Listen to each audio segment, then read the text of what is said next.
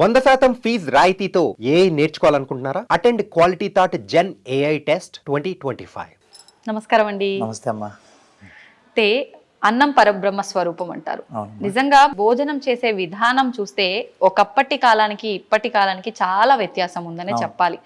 ఆహారం వండుకునే దగ్గర నుంచి ఆ తిన్న విస్తరాకు తీసి వేసే వరకు కూడా ప్రతిదీ ఒక నియమంగానే చేసేవారు పెద్దవాళ్ళు. ఇప్పుడు అదంతా కూడా కనుమరుగైపోయిందండి.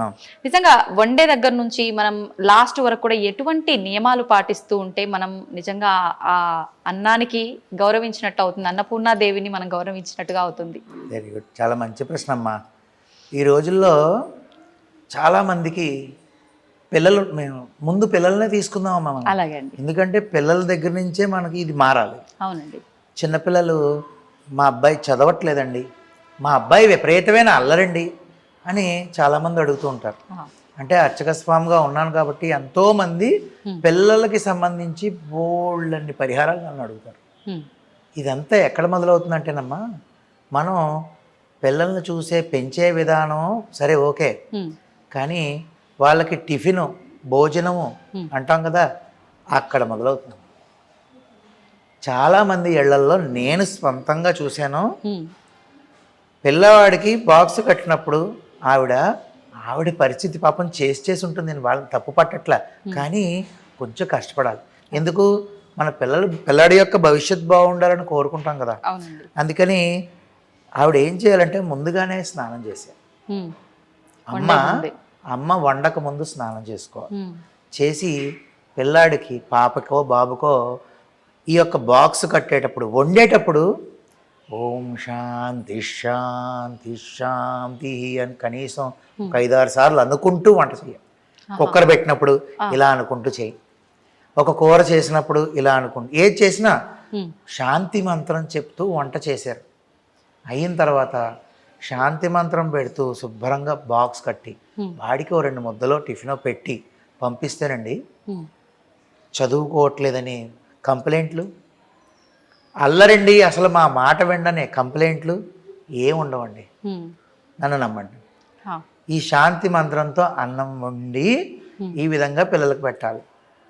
అంత బాధ్యత కలిగిన పరిస్థితి అది, ఆ పదవి అటువంటిది.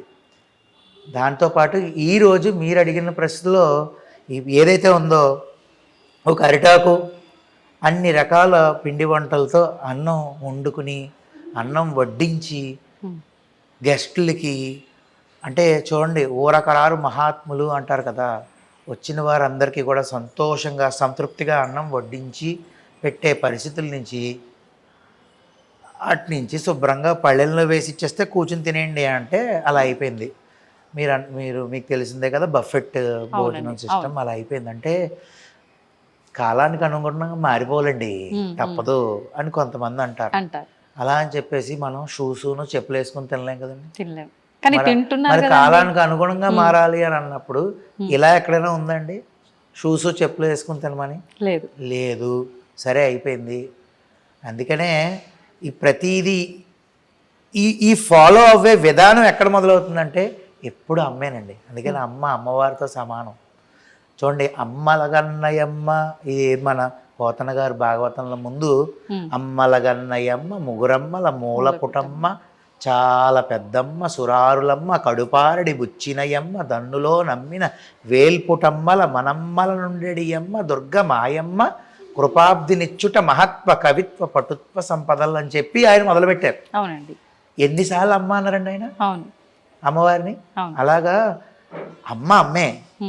అమ్మ గనక ఏదైనా ఈ ప్రపంచాన్ని మార్చగలిగే శక్తి ఎవరికైనా ఉంది అంటే కేవలం అమ్మకే. ఆ పిల్లలకి ఫస్ట్ వండడం దగ్గర నుంచి వడ్డించడం దగ్గర నుంచి పులిహార వద్దు, బూరెలు వద్దు, బిర్యానీ కావాలి, పన్నీర్ బటర్ మసాలాలు కావాలి. ఇప్పుడు భోజనంలో ఆర్డర్లు పెట్టుకున్నప్పుడు కూడా ఇంట్లో చేసుకున్న బయట ఏమైనా ఆర్డర్ ఇచ్చినా ముందు బిర్యానీ ఫ్రైడ్ రైస్లోనూ పన్నీర్ బటర్ మసాలాలు వచ్చేసాయి. పులిహార అంటే అది పసుపుతో తయారు చేస్తారు. ఎందుకు చెప్పండి? ఆ పసుపుతో చేయడం ఏంటంటే మంగళకరం. అది మంగళకరమైన ద్రవ్యము పులిహార వండడం అంటే. దాని తర్వాత ఆ పులిహార వడ్డించినప్పుడు పులిహార తినే విధానం తింటుంటే స్వామివారికి నైవేద్యం పెట్టేసి ఆ పులిహార స్వీకరించడం వల్ల శరీరంతో పాటు మనసుకు కూడా మంగళం మంచి జరుగుతుంది. అంతేకాకుండా బూరే అంటారు, పూర్ణం బూరెలు అంటారు. ఏవండి ఈ రోజుల్లో కనబడుతున్నాయి, లేవు కనబడట్లేదని అయితే నేను అన్న, కానీ తక్కువగా చాలా తక్కువైపోయి. ఓపికలు ఉండాలి కదండి వండాలంటే. బూర వండాలంటే చాలా కష్టం. కానీ ఆ బూర అనేది ఏంటంటేనండి, ఇప్పుడు నా శరీరం ఉందండి, నేను వెళ్ళాను స్వామివారికి పూజ చేశాను అయిపోయింది, నేను పూజ చేశాను అని చెప్పుకుంటే అయిపోదు. మనసుని తీసుకెళ్ళి నువ్వు అక్కడ పెట్టావా? పెట్టలేదు. మనసు ఎక్కడో ఉంది, శరీరాన్ని తీసుకెళ్ళి నేను మాత్రం అక్కడ కూర్చుని పూజ చేశాను అంటే కాదు. మనసు శ్రీకృష్ణ పరమాత్ముడికి ఇష్టమైనటువంటి వెన్న. అర్థమైందండి? అంటే కల్మషం లేకుండా ఉన్న మనసులో ఉన్నట్టు పాలు బాగా చిలికితే, తోడు పెట్టి చిలికితే వచ్చే వెన్న ఉంటుంది చూసారా, ఆ వెన్నను తీసుకెళ్ళి శ్రీకృష్ణుడికి ఇస్తే నిజానికి తిన్న వెన్నంతా ఆయన అదే. భక్తి అనే వెన్న తిన్నాడు, నిజమైన వెన్న ఎక్కడ? అది మన లౌకికంగా తెలుసుకోవడం గురించి. కానీ కాబట్టి ఆ విధంగా వెన్నను ఇచ్చినట్టే పూర్ణం బూర మధ్యలో తీపి పదార్థం ఏదైతే ఉంటుందో అది మంచి భక్తి కలిగినటువంటి మనసుగా భావించి స్వామివారికి నైవేద్యం పెట్టి మనం తింటే మంచి బుద్ధి వస్తుంది. అంటే మంచిగా భక్తి పెరుగుతుంది, పిల్లలకి మంచి తెలివితేటలు పెరుగుతాయి. పెద్దలకంటారా ఏ విధంగా పిల్లలను పెంచాలి, వాళ్ళని ఏ విధంగా అభ్యున్నత స్థాయికి తీసుకెళ్ళాలి అనే విషయం తెలుస్తుంది. ఆ విధంగా ఈ పులిహార బూర్లు ఎక్కడా కనబడట్లేదు. కాబట్టి మీరు అడిగారు కాబట్టి సందర్భం, అరిటాకులో తినడం వల్ల మీకు తెలియదేం కాదే. చూడండి, వేడివేడిగా అన్నం వడ్డించుకుందంటే ఆకు ఎంత నల్లగా అయిపోతుంది, వడిలిపోతుంది. దాంట్లో ఉన్న ఔషధ గుణాలు శక్తి అంతా అన్నంలోకి వస్తుంది. అది మనం తింటే ఎటువంటి అనారోగ్యం రాదు కదండి. మనం తినేదంతా ఇప్పుడు ఈ ప్లాస్టిక్ ప్లేట్లు వీటి వల్ల ఏంటంటే కనబడనంత అనారోగ్య పాలవ్వడం, ప్రతి ఒక్కళ్ళు చిన్నప్పటి నుంచే ఇబ్బందులు పడ్డం. కేవలం మీరు తినే ఆహార పదార్థంలో కూడా చాలా చాలా మెయిన్ అదే. మెయిన్ ఆహార పదార్థంలోనే ఇబ్బందికరం మొదలవుతుంది. బర్గర్లు, పిజ్జాలు సంతోషమేనమ్మా. పిల్లాడు సినిమాల్లోనో లేదంటే ఫ్రెండ్స్ దగ్గర చూశాడు, సెల్ ఫోన్లో చూశాడు, ఒక్కసారి వాడిని అభిమానిస్తాం, ప్రేమిస్తాం కాదు, కాదని లేకపోతే తప్పదు ఒక్కసారమ్మా. అంతేగాని నేనైతే మా వాళ్ళకి కొన్నాను అంటే అది తిన్న దగ్గర నుంచి చూసారా లోపల ఉన్న హైడ్రోక్లోరిక్ యాసిడ్ విన్నాను నేను, అందులో వేస్తే అసలు డైజెషనే అవ్వట్లేదు ఆ బర్గర్. అలాగా అదేమవుతుందంటే చిన్నప్పటి నుంచే ఆర్గాన్స్ మీద ఒత్తిడి పడిపోయి తొందరగా ఆర్గాన్స్ చెడిపోయాం. దానివల్ల ఎదుగుదల శక్తి ఉండకపోవడం.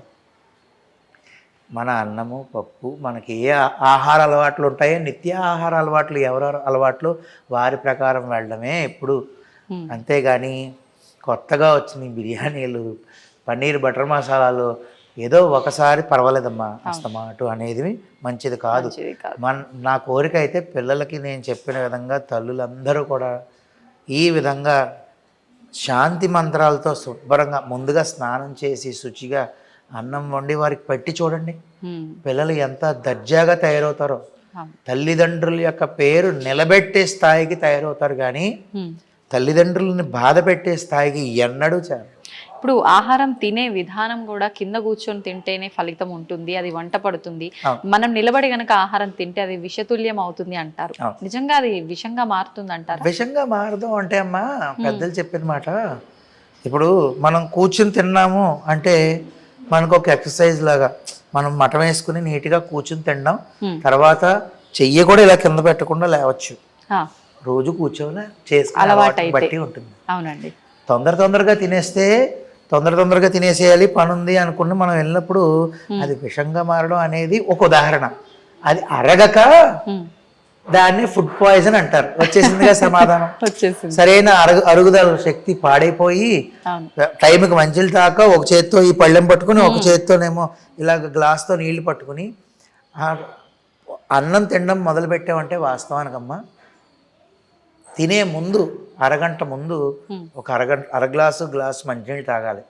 తినడం మొదలుపెట్టిన తర్వాత పరిశేచనం పట్టినప్పుడు తప్ప మళ్ళీ అవసరం లేదు, అలా తినగలగాలి. తిన్న తర్వాత 45 నిమిషాలు గంట తర్వాత మంచినీళ్ళు తాగితే ఆ డైజెషన్ పవర్ మంచి శక్తిని ఇస్తుంది మనకి. అప్పుడు ఏ రోగమైనా శరీరంలో నకశక పర్యంతం అంటే కింద నుంచి పై వరకు ఏ యొక్క రోగమైనా ఏ డిసీజ్ రావాలన్నా దానికి మూల కారణం కడుపే.